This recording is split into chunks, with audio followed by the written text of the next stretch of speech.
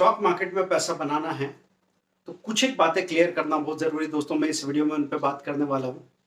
तो जब आप स्टॉक मार्केट में इन्वेस्टमेंट करना चाहते हैं तो आपके पास एक तो एक्टिव रास्ता होता है, दूसरा पैसिव। तो पैसिव रास्ते में इनडायरेक्ट इन्वेस्टमेंट में आप म्यूचुअल फंड में पैसा लगा देते हैं। तो म्यूचुअल फंड में अगर आपने 1 लाख रुपया लगाया है तो वो उसमें आपका रिस्क और रिटर्न बैलेंस हो जाता है। तो ऐसा हो सकता है 1 लाख रुपए का 90,000 रुपया दिखा और 90,000 का फिर बड़ी मुश्किल से धीरे धीरे 1 लाख रुपया दिखा। तो आपको इसमें झटका नहीं लगेगा, इतना बड़ा नुकसान नहीं नजर आएगा। लेकिन दोस्तों जब तक वो 1 लाख के पार नहीं होगा, बहुत कम लोग ऐसी मानसिकता वाले होते हैं कि वो लॉस बुक करके कुछ और फैसला कर सके। तो ये धीरे चलने वाली बात हो गई। दूसरा, अगर आप डायरेक्ट इक्विटी में इन्वेस्टमेंट कर रहे हैं तो आपने 1 लाख रुपीज अगर इन्वेस्ट किया है तो बहुत तेजी से उसमें वो 80,000 दिखने लगेगा। अगर लार्ज कैप स्टॉक्स हैं, बड़ी कंपनीज जो बड़ी बड़ी निफ्टी 50 या सेंसेक्स की 30 कंपनीज में से अगर बात कर रहे हैं तो आपको 1 लाख रुपए का 80,000 रुपया देखने को मिला। अगर आपके डिसीजन गलत हो गए तो इससे भी ज्यादा बड़ा नुकसान हो सकता है।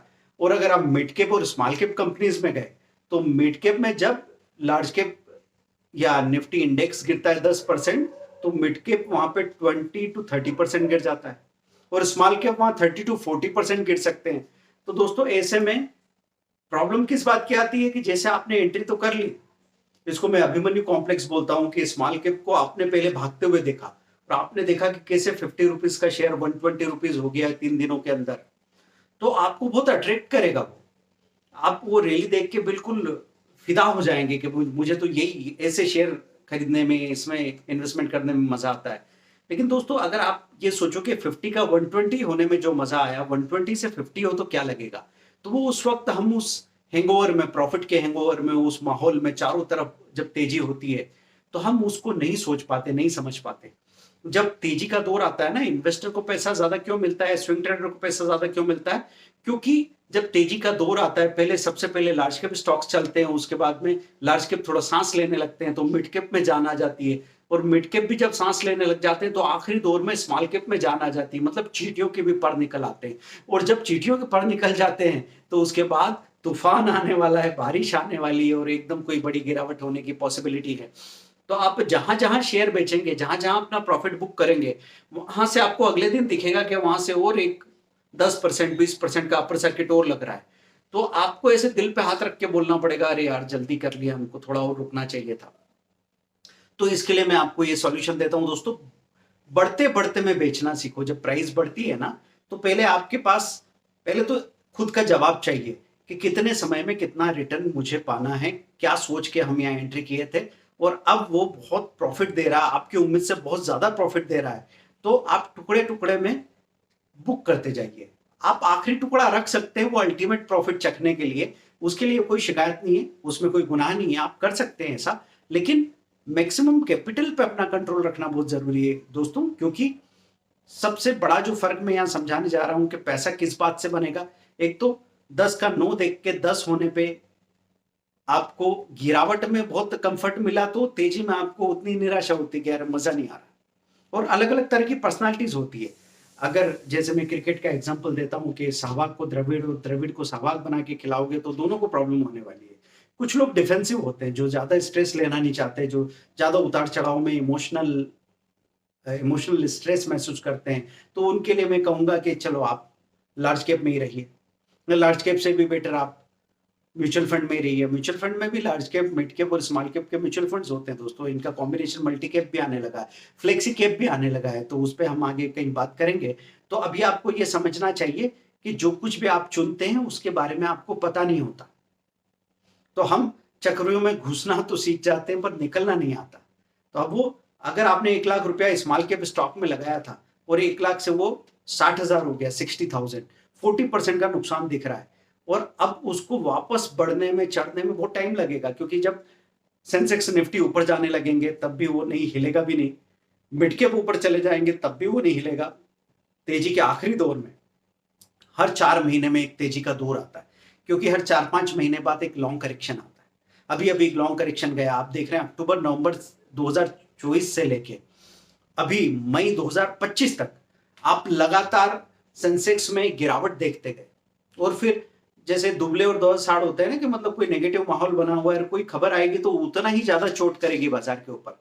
तो ऐसे बाजार ने एक अपना सपोर्ट टेस्ट किया, वो 21,400 21,500 के लेवल तक आ गया था, है ना। उसमें वार भी आ गए, ट्रम्प का टेरिफ पॉलिसी भी आ गया, उसके अलावा कोई कोविड की खबरें हो गई तो वो भी वहां शामिल हो जाएगी। सब बातों को मिला के ये बात हो गई। तो अब ऐसे में आप उस स्मॉल कैप में अगर घुसे हैं तो आपको ध्यान रखना पड़ेगा कि यार ये अगर 50 का 120 हो सकता है तो 130 का 50 भी हो जाएगा, और अगर 120 का 50 हो जाता है तो मुझे कम से कम 6 महीने से 12 महीने वेट करना पड़ेगा, वो भी ये देख के कि ये ढंग का शेयर है या फिर मैं गलती से कहीं गलत जगह फंस गया था। तो उस वक्त आप उसका लॉस बुक कर सकते हैं, और किसी, क्योंकि स्मॉल कैप दूसरे भी गिरे ही होंगे, अच्छी क्वालिटी के स्मॉल कैप भी गिरे ही होंगे, तो उनमें स्विच करके आप चले गए और फिर आप वहां वेट करते हैं। तो पहला सवाल क्या है कि कितने टाइम में कितना रिटर्न आता है। तो अगर आप स्टॉक की स्टडी सीख जाते हैं ना, तो फर्क किस बात का पड़ता है कि जैसे हफ्ते में 2% का रिटर्न, तो 50 वीक्स में कितना 100% का रिटर्न की पॉसिबिलिटी है। और जब बाजार ठीक ठीक चलता है ना दोस्तों, जिस तरीके से हम इन्वेस्टमेंट करने लगे हैं, तो हमको ऐसा दिखता है कि हर 2 दिन में हमको 2-3% मिलने लगा है। तो ये पॉसिबिलिटी कहाँ से हो रही है? स्टडी से हो रही है।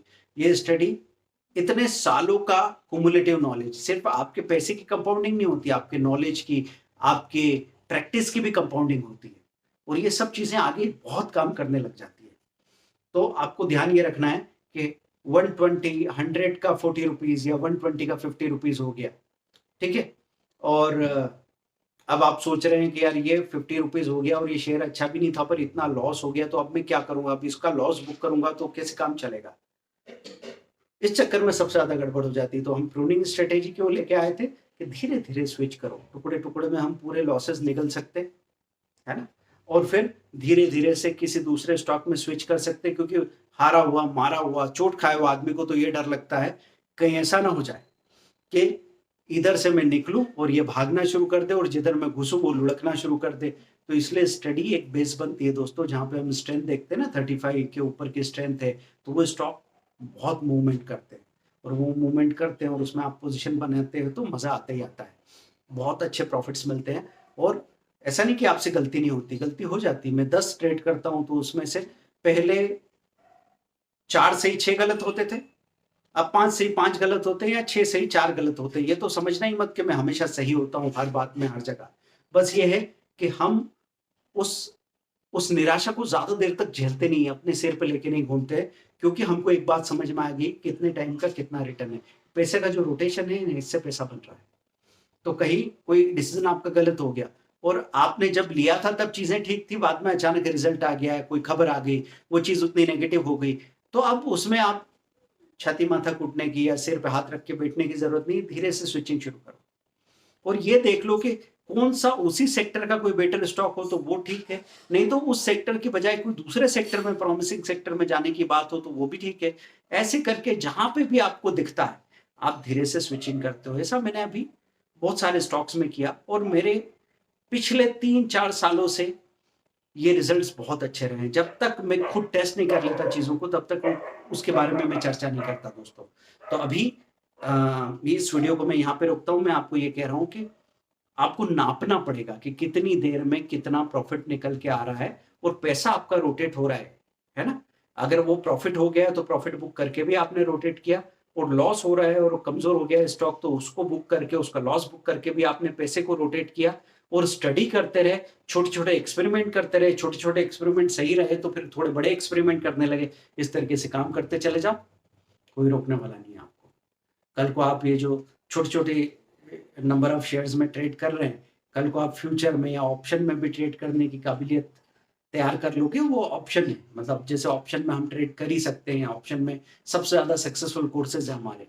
लेकिन फिर भी कि कहीं पे ये बात आई, जैसे स्विंग ट्रेडर, कुछ लोगों ने स्विंग ट्रेडिंग का कोर्स कर लिया, वो पीछे इंट्राडे करते ही थे और वो ऑप्शन ट्रेडिंग भी करते थे। अब वो स्विंग ट्रेडिंग भी साथ में कर रहे हैं और ऑप्शन और इंट्राडे भी कर रहे हैं। तो मुझे उनको साफ साफ बोलना पड़ा कि आप या तो 100 मीटर की रेस दौड़ सकते हैं या फिर मैराथन दौड़ सकते हैं, आप दोनों साथ साथ नहीं दौड़ सकते।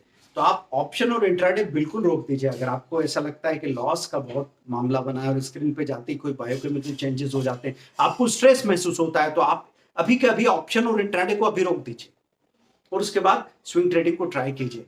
फिर उसको 10 दिन 20 दिन मेजर कीजिए, बस 20 दिन। और अगर आपको ऐसा लगे कि यार इतना पैसा तो इंट्राडे और ऑप्शन में भी आज तक नहीं कमाया था और इतनी कम मेहनत और इतने कम तनाव में इतना पैसा मिल रहा है, तो फिर बाकी फैसले अपने आप हो जाएंगे। तो मैं कितने दिन की बात कर रहा हूं, सिर्फ 20 दिनों के अंदर आपको पता लग सकता है दोस्तों। तो यहाँ पे मैंने एक पूरा एक कोर्स, मतलब एक 35 वीडियोस का प्लेलिस्ट है।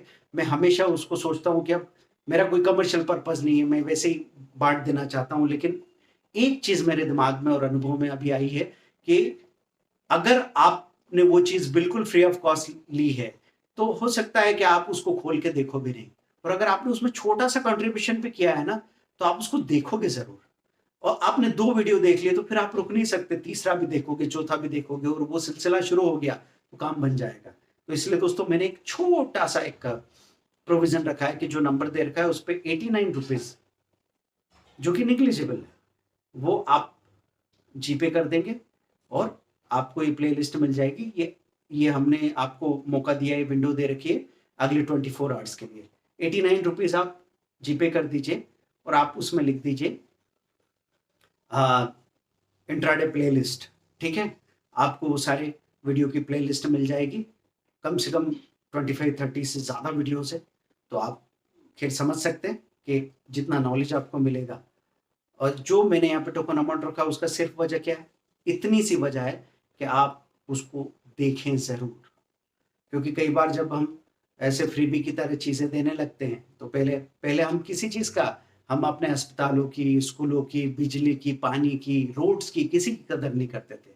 पर जब पब्लिक प्राइवेट पार्टनरशिप से जब हम भी टैक्स भी देने लगे और हमारे पैसे से या टोल से जब रोड चलने लगे तो हम उसकी कदर भी करते हैं और अब उसका इस्तेमाल भी करते हैं, और हमको ये पता भी लगता है कि जो पैसा मैं लगा रहा हूँ उससे मुझे मिल क्या रहा है। ठीक है दोस्तों, तो इस बारे में आप कमेंट भी कीजिए कि आपको ये चीज़ ठीक लगती है कि नहीं, क्योंकि मेरा काम था आपके साथ अपने एक्सपीरियंस, अपने नॉलेज को साझा करना, उसके अलावा मेरा कोई पर्पज़ नहीं है। और मैं अपनी इन्वेस्टिंग और ट्रेडिंग में पूरी तरह बिजी हूँ और उसके अलावा किसी चीज़ की ज़रूरत नहीं होती है। तो और दूसरे इतने सारे चैनल्स वगैरह मैंने देख लिए हैं कि मुझे लगता है पहले तो जब मैं बात करता था लगातार तो सोचता था कोई ऐसी बात जो नहीं हो, किसी ने नहीं की हो, तो वो करने को तो मैं बात करने को आता हूँ, नहीं तो फिर बहुत सारे लोग बहुत सारी बातें आपके साथ कर ही रहे हैं, बहुत कुछ आपको सिखा ही रहे हैं, अच्छा भी सिखा रहे हैं, तो काम हो रहा है। अगर आपको ऐसा लगता है कि नहीं यार मुझे कोई पर्सनलाइज्ड चीज़ों में कहीं मैं अटक गया हूँ और मुझे उसका सॉल्यूशन चाहिए, तो आप मुझे कभी भी बात कर सकते हैं, नंबर दे रखा है। Thank you very much, bye, मिलते हैं अगले वीडियो।